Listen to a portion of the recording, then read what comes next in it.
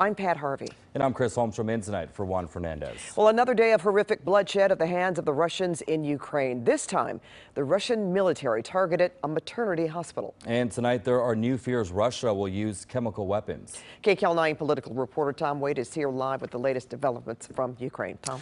Yeah, the brutality just continues, and it's unimaginable at this point. It is every day. At least 17 people were wounded after a Russian airstrike destroyed a maternity hospital in the city of Mariupol. Now, that is in the south of the country. This is an area that's been particularly hard hit by the Russian military. This area here, it's close to some of the separatist regions. Now, Ukraine's President Zelensky said there were children under the wreckage and called the strike a war crime. And that's near the city of Kharkiv, also in this region on the east side of the country. Now, officials tell CBS News that the Russian advance continues.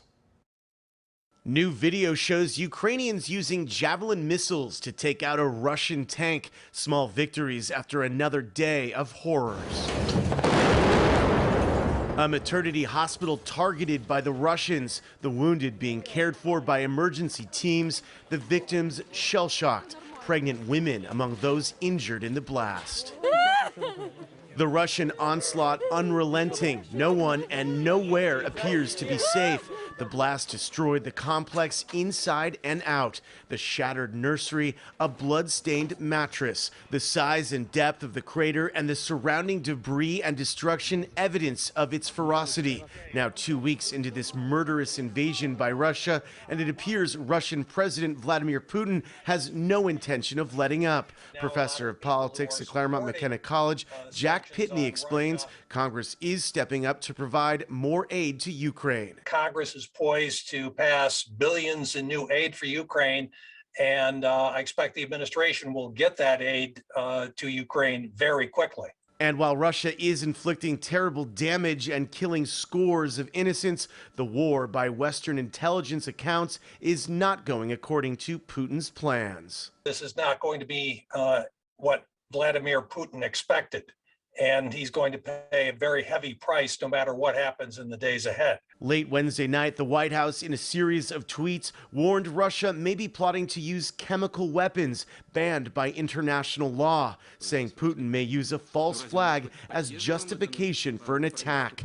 Meanwhile, White House officials vowed to press on with economic sanctions against Russia and its leadership. Those consequences are economic and significant, no question about it. Our target is not to hurt the Russian people.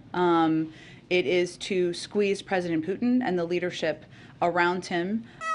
But sanctions won't help the suffering now. Here in the besieged port city of Mariupol in the south, they've come under heavy Russian bombardment that has cut off electricity and water to more than 400,000 people. And city officials say at least 1,200 civilians have been killed since the war began.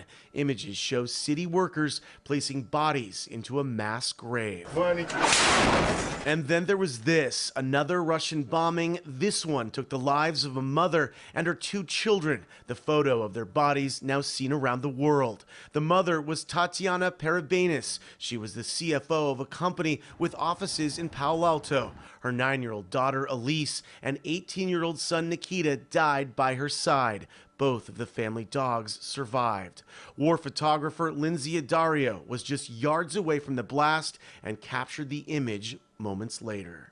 When we were told that we could run across the street by our security advisor, I ran and I saw this family splayed out, and I saw these little moon boots and puffy coat, and I just thought of my own children, of course, and I thought, you know, it's disrespectful to take a photo, but I have to take a photo. This is a war crime.